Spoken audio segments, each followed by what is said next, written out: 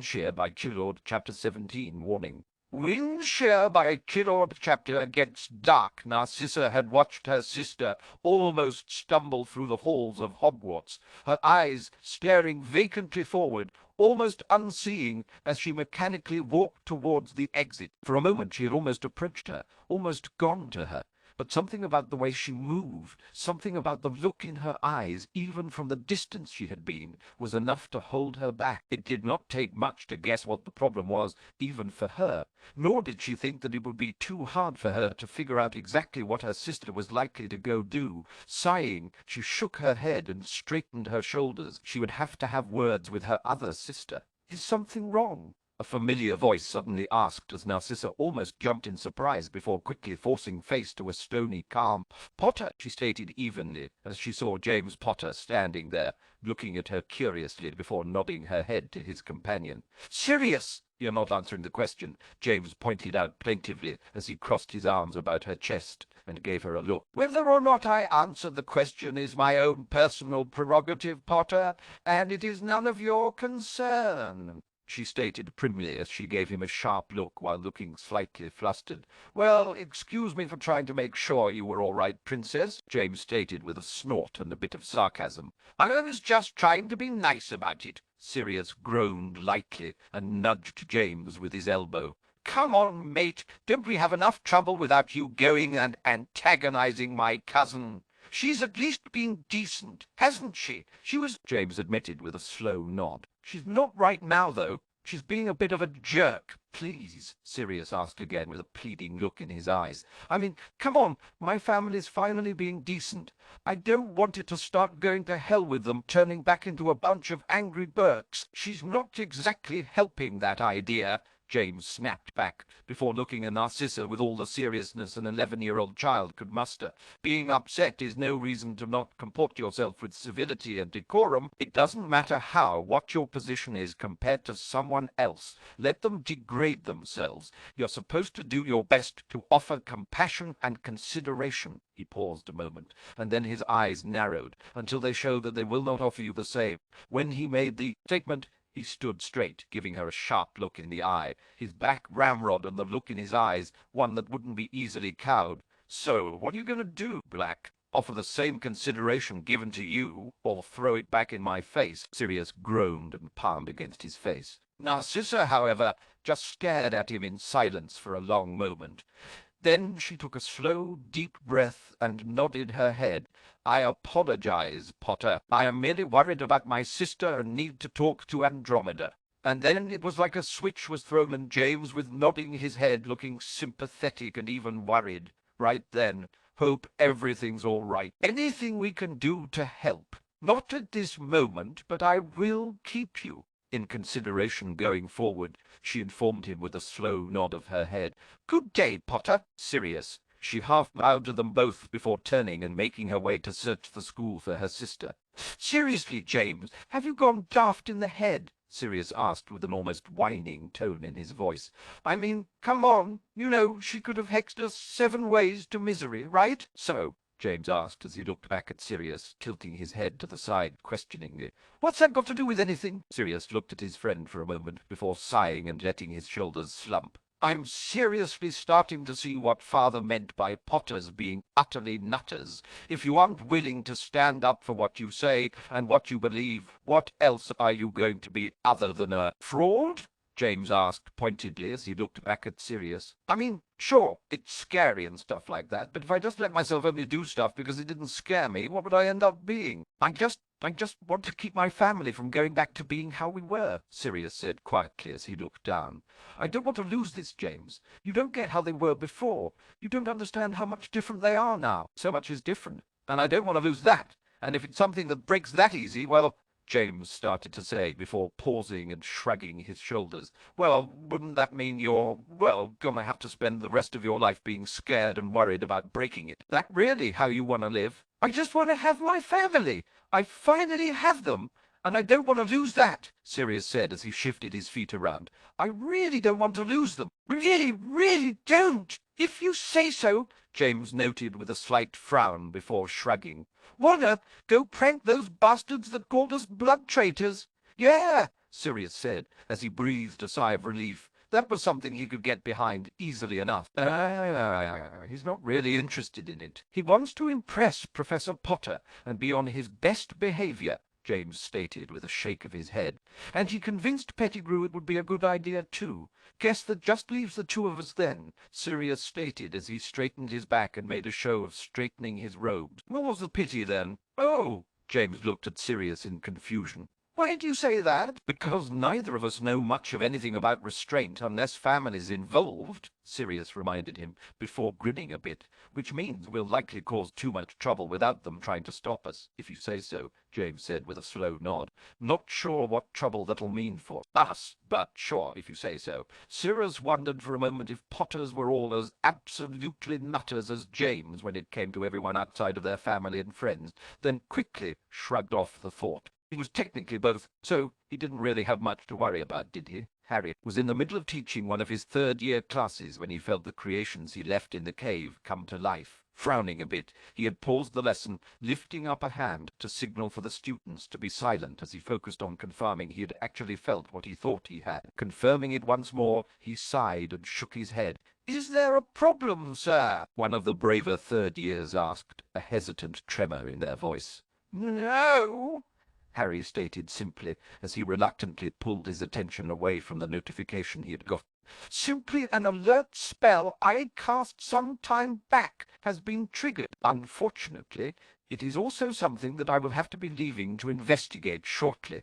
He took a deep breath, then released it. "So instead of your main exercise today, I want you all to take out your books and study Shear by Chilord chapters 3 through 5. Your homework will be a 3-feet summary of the contents, 1 foot per chapter. We will have a quiz on the next class." All of them were scurrying quickly to write down the information as he gestured, and the instructions appeared on the board, as well as instructions for the next class. "Make sure that you take the time to think about how you can use the information as well. Class is dismissed, but those of you who wish to use this room for studying may do so." He gave them all a nod before turning and briskly walking out of the classroom towards the headmaster's office. As it happened, he found his path crossed by a still irritated Minerva McGonagall, frowning slightly but still maintaining an air of dignity. "Professor Potter, I thought you had a class to teach currently. Something suddenly came up and I am on my way to discuss it with the headmaster," Harry stated simply, as he gave her a brief nod of acknowledgement. "Excuse me,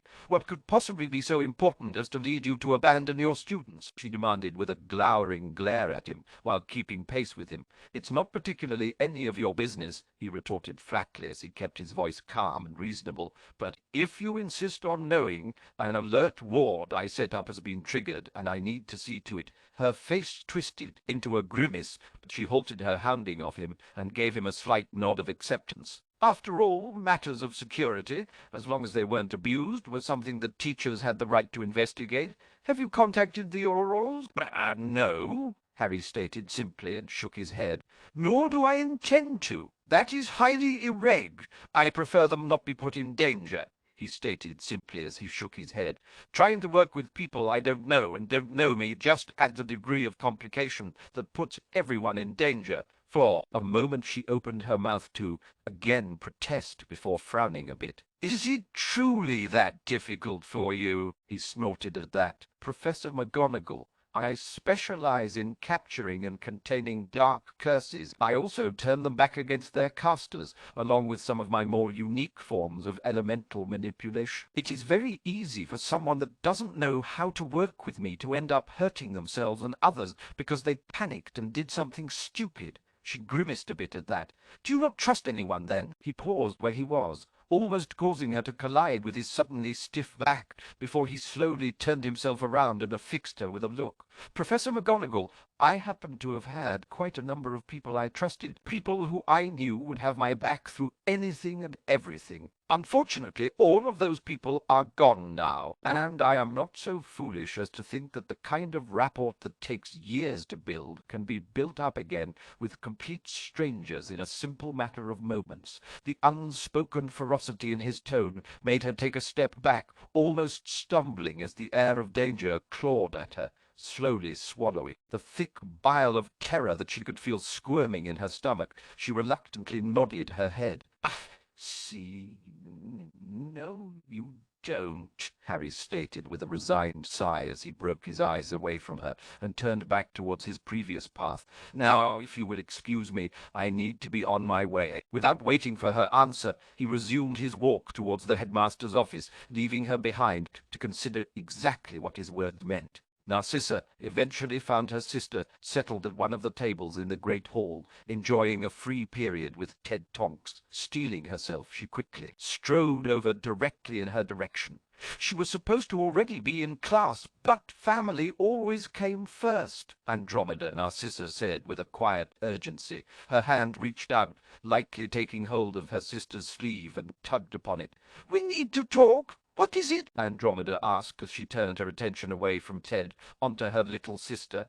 "And aren't you supposed to be in class right now? Did you convince Bellatrix to make another attempt to seduce the Professor Potter?" Narcissa asked as she looked firmly into her sister's eyes, pointedly ignoring her second question a bit. "I suppose," she admitted with a slow nod of his head. "I thought it would also make for a decent enough distraction from his fascination with making my life miserable." "Have plenty of talent, Ron," Ted said with a faint grin. "So he pushes you a bit more. Just means he thinks you can go far." "I have no interest in going far in that kind of life," Andromeda stated with an almost harsh sharpness to her voice, "and even less in being pushed towards it. I saw—" Bellatrix Narcissa spoke up again as she looked at her sister. She did not seem particularly pleased, or even aware of herself. She did not have the look of a woman who had managed to secure even the slightest interest in the man she desired. "Oh, bollocks!" Andromeda swore as she hissed out a breath. "I thought—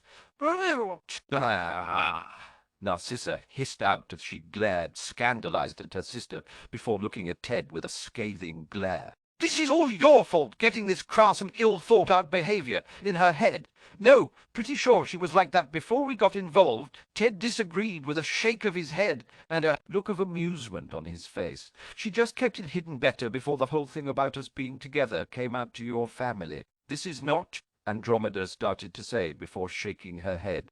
"So you rejected her again?" "As I said, she did not seem like a woman who had the confession of her feelings returned," Narcissa repeated as she glared at Andromeda. "Why do you insist on tormenting her like this?" "I'm not tormenting anyone. I'm trying to help," Andromeda protested quickly. "She was the one to come to me about it, asking me for help.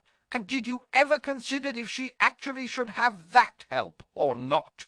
That maybe Professor Potter truly does have no interest in pursuing a relationship with her?" Narcissa asked as she gave her sister a sharp glare. "That you were going to hurt her?" "Why in Merlin's name would I think that?" Andromeda asked with a frown and a look of confusion on her face. "I mean, considering how she actually looks in muggle clothes, I don't see how he wouldn't be interested." Right. Far be it from me to comment on the intricacies and potential shortcomings of your line of thought, love. But," Ted noted before shaking his head, "you do realize that a bloke isn't guaranteed to be interested in a bird just because she's attractive, yes?" Andromeda turned and just looked at him flatly. "Since when?" "Look, love, there are plenty of blokes that works on—" "Yes," Ted said with a shake of his head, "but it's not a surefire guarantee. I know it might be hard to believe, but there are some men that have standards beyond just how attractive she is. Are you implying that there's something wrong with my sister?" Andromeda asked as she glared back at him. "You want me to quote you on just what?" Ted shot back before turning his attention back to Narcissa. "Sorry, but your sister has a bit of a problem with thinking fully about certain things and then overthinking overs." Narcissa slowly rubbed her forehead and glared back at Ted. "Bellatrix is walking around looking like a zombie with her dreams crushed because you didn't think that it would be bad for her to go and try to seduce the Hogwarts professor that has been single-handedly rearranging our family's views and singling out you to focus on, I thought—" Andromeda began, only to be cut off by Narcissa. "Andromeda! He's the bloody storm chaser!" Narcissa stated with a glare. "Did you really think that it was just going to magically take care of itself, that he would see her dressed up and looking good and suddenly forget all about how they met?" "Yes," Andromeda admitted with a slight wince and a shake of her head. "I mean, I swear, the both of you are completely nutters in different ways, Narcissa stated, before slowly shaking her head and sighing as she bowed her head to Ted. I shouldn't have accused you like that. I understand where you were coming from. I love her, but I know she can be a bit daft in the head once she gets an idea in there, Ted stated with a rueful chuckle. Trying to get it out before she causes herself a world of unpleasantness is damn near impossible. Hopefully what happened this time didn't have too much lasting damage, Narcissa stated with a sigh. I really don't want to see Bellatrix end up as deranged as Wahlberger.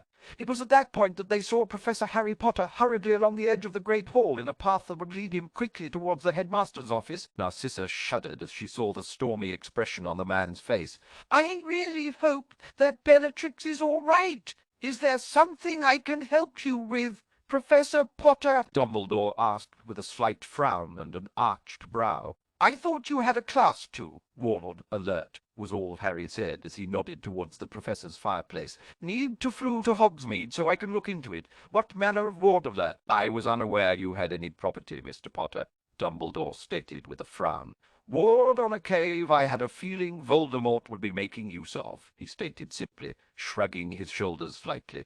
I got the alert for an all clear after he left. I need to check on it and see what he did. Or what he didn't do. Ah, I see, Dumbledore stated with a frown. Do you desire assistance? No, Harry stated simply, as he shook his head and walked over to the fireplace before pausing. What's the school policy about students trying to use their families to get out of responsibilities? I am afraid you'll have to be a bit more specific than that, Dumbledore pointed out with a slight frown, before giving him a knowing look. Though I imagine this has something to do with the Sisters Black. Just getting tired of having Bellatrix confronting me for courting, Harry stated with a sigh and a shake of his head. It's getting old. Ah, young love, Dumbledore noted with a faint smile. Perhaps you ought to give it a chance, Mr. Potter. I have. It wasn't to my liking, Harry stated bluntly before vanishing into the floor in an explosion of emerald flames. Ah, I suppose that would be a problem then, he noted with a sigh as he watched Harry vanish before pursing his lips, though I fail to see what the issue is. From what I can see, the two of you would make a most interesting couple. Sighing and shaking his head, he turned his attention to the paperwork in front of him.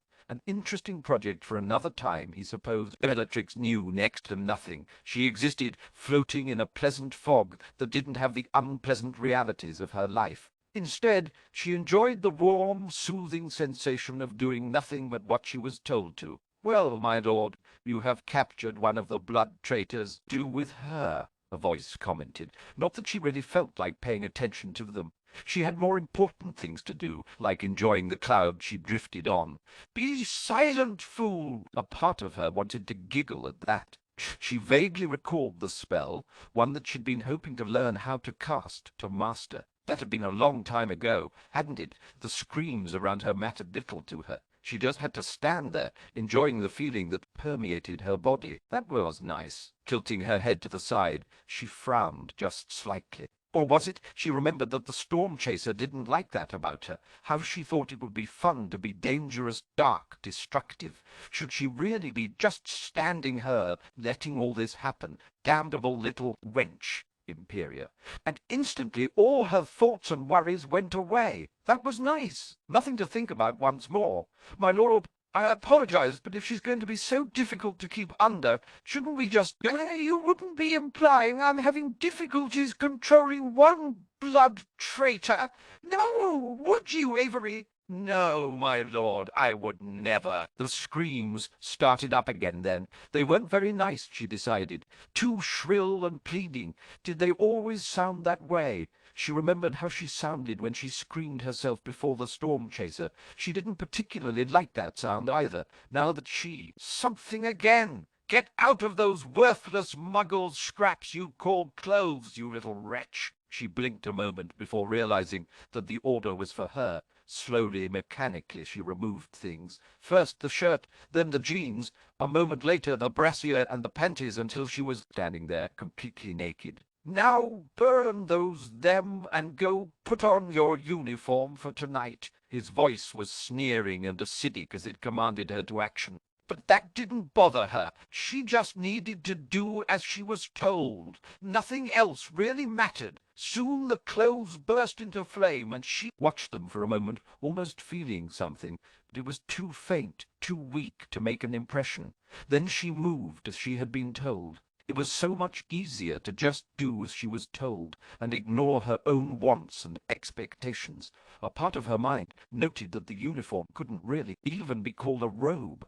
A brief, thin material of transparent silk that looked almost black when it layered together and trimmed with black lace. It was almost traditional in its appearance. Now the collar and the cuffs. Obediently she did as she was told, slipping on the collar she had been supplied, and then the cuffs. Almost as soon as she'd done so, she could feel the way the cuffs snapped her arms behind her back, and the collar forced her to arch back, thrusting out her chest in the process. As she stared up towards the ceiling, she noted the grain of the wood ceiling, studying the lines with a bored emptiness. They were there, and she had nothing else to do until she was commanded again. "Good," he stated with a sharp nod of his head. "Come along. Everyone should be arriving now." He grabbed hold of her by the back of her hair, and suddenly she could feel herself being violently torn through the sensation of forced apparition. They were in a cave, with a lake. An ornate wood platform stood around a solitary island in the center, with ornate silver snakes curling down, hanging emerald banners hung around the cave's roof. "Go! Stand!" he stated simply, with his voice once more aloof and in control. She didn't need to be told where she was supposed to go. The small platform raised up in front of the only rock jutting out of the island was the obvious answer as she walked to it, and then stood there silently. Then suddenly the air twisted and rent as black-clad forms spilt out, arriving in sudden clumps in groups of 3 to 5, all of them with their eyes behind stylish silver masks, watching her with eyes made of empty shadows. It was like being stared at by statues of puppets. "Welcome to you all," he said, addressing them from where he stood in front of the assembled figures, his head tilted to the side, and his entire posture radiating power and control. "There have been those among you that have fallen prey to doubts and whispers, thoughts that perhaps I am not whom I claim to be, that I am somehow wanting." He paused, letting the word roll off his lips as if the syllables themselves were a fetid rot. "I have found your lack of faith turned into a slowly uncoiling snake that hissed as it circled the edge of the water. In fact, I would almost call it disheartening. To think that a bunch of muggle-loving fools would be able to vanquish Voldemort." He roared the last word as the head of the snake rose up behind him, looming over Bellatrix and Voldemort, staring down at the assembled knights of Walpurgis, its body flaring so wildly it was almost as if it had developed flaming feathers, still burned with a hungering menace. "But I understand. You were weak. You gave in to the temptation of fear. You allowed doubt to cloud your judgment." There was a pause before he affixed one figure in particular with a look. "Most of you, however craven your doubts had made you, did not allow it to dull your thoughts and leave you prone to a most foolish mistake. Most of you did not make the mistake of thinking I would be so weak, so foolish, as to not notice the way they had gone crawling to others to try and curry their favor in return for my secrets." He gestured languidly towards a single figure, and suddenly everyone else around it was pushed away. "Honestly, Johnston, your betrayal alone was bad enough, but for you to think that I wouldn't notice it, and that you were safe to come back after your little trip to the ministry. My lord, you—" "I did nothing of the sort. I was only there to deal with a fine my father received. They say he was muggle baiting." There was a cringing, whimpering desperation in the voice as it struggled visibly against some kind of bonds holding him in place. That was the best you could do," he sneered as his eyes locked on the mask, and suddenly the shadows covering their eyes fled them, revealing terrified hazel orbs. "Did you really think a mind as weak as yours could deny me, could hide your sins from me? I can see the truth of it all those traitorous thoughts dancing about in your small, small little mind." Then he turned and gestured grandly around the room, a craven little coward that thought himself clever. as he went crawling to the pathetic little wretches of the Ministry for Protection. And what's more, he thought he could keep it hidden from me, even as he stands here, wearing the same mask and robes as you did, only he has soiled his beyond redemption. There was a pause there as he let the words hang in the air and savoured the look of panicked, animalistic terror in his prey's eyes. So, alas, I'm afraid I have no other choice. Measures must be taken, as all of you know. Our honor must still be maintained. The words were said with a note of sadness that didn't reach his eyes, and suddenly the snake leapt forward, and the traitor only screamed a short amount of time before dying into a whimpering gurgle as his flesh blackened and his body contracted, hunching involuntarily forward as his flesh burned and his muscles contracted. When nothing was left but charred, greasy flesh, the serpent withdrew, leaving a wretched figure in its wake, a corpse horrifyingly disfigured with just enough black charred flesh left on its frame to resemble a man, only to have Voldemort take it a step further.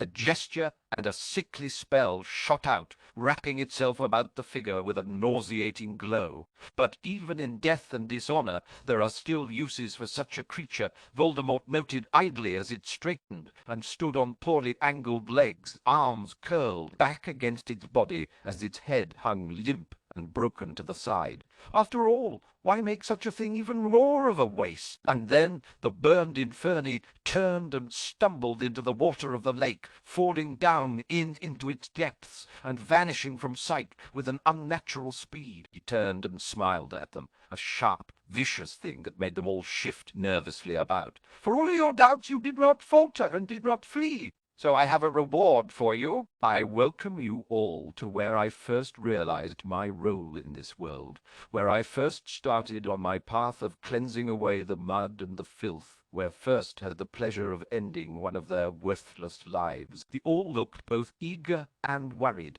as suddenly they could feel a tingle of magic slamming into place as wards went up all around the cave. For the duration of this evening's festivities, no one will be suddenly appearing in, no one will be leaving. Tonight, to each of you, I give a piece of my own vengeance. He stepped aside, gesturing towards Bellatrix with a cold, jagged smile. You can have everything of her except her life, he gestured. Then once more, and suddenly, the fog over Bellatrix's mind lifted, returning her to her faculties.